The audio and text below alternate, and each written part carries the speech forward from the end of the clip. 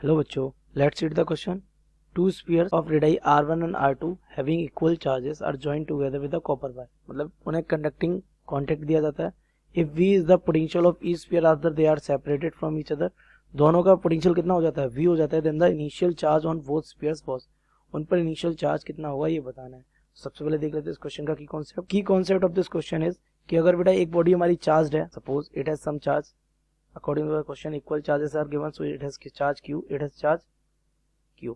और अगर इनको बेटा हम कंडक्टिंग कॉन्टेक्ट देते हैं तो यहाँ पे होता है हमारा कंडक्शन. क्या होता है बेटा? कंडक्शन. कंडक्शन क्या कहता है? Charge will transfer from higher potential to lower potential until it becomes equal for. This is the key concept. हमारा जिस स्फीयर का पोटेंशियल ज्यादा होगा उस स्फीयर से चार्ज ट्रांसफर होगा. सपोज कर लिया कि हमारा ए रेडियस R1 है और ये वाला जो रेडियस कितने का है? R2 का है. ठीक है, तो अगर मैं मानूं कि R1 is smaller than R2 तो इसका पोटेंशियल ज्यादा होगा. तो R1 से चार्ज कहाँ ट्रांसफर हो रहा है? R2 में. और हमने फर्ज किया कितना चार्ज ट्रांसफर हुआ? Q. तो on the basis of this let's solve the question. हमें बताना क्या है बेटा?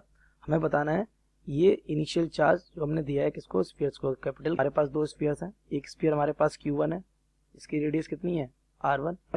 Q2 है, मतलब दूसरा रेडियस, उसकी रेडियस R2. इसको चार्ज हमने Q दिया है, इसको चार्ज हमने Q दिया है. जब इनको कांटेक्ट में लाए तो हमने देखा कि एक चार्ज Q इस वाले से इसमें ट्रांसफर हो जाता है. तो यहाँ चार्ज कितना रह जाएगा? -Q. यहाँ हो जाएगा कितना? +Q. सिंपल.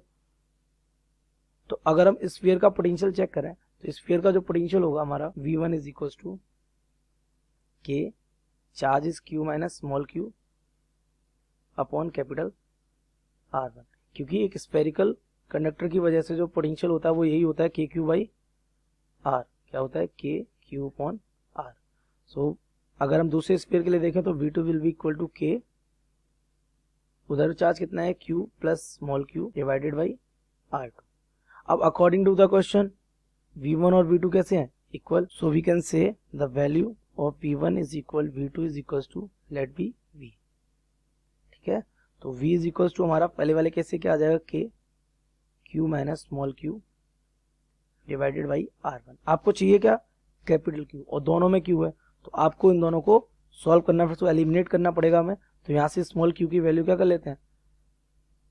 कैलकुलेट करते हैं. So it will be V R1 upon K is equal to Q minus small q. So small q is equal to Q minus V R1 by K. अब इस point, इस value को उठा के हम किसमें?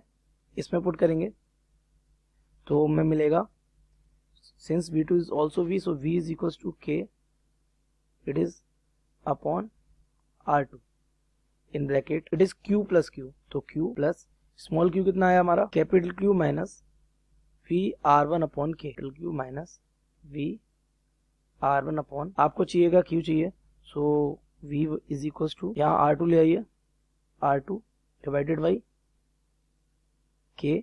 सो in bracket it will B 2 minus V R1 upon K.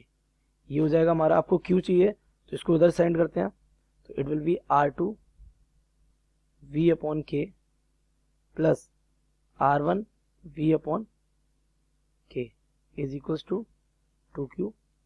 तो यहाँ से अगर हम देखें तो हमारा यहाँ से V अपॉन K कॉमन आ जाएगा. In bracket it will become R1 plus R2 is equal to 2Q. तो हमारे यहाँ से Q क्या निकल के आएगा?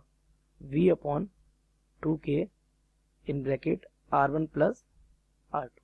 So let's match the option V upon 2K R1 plus R2. The second option is correct. I hope you have understood it well. Best of luck.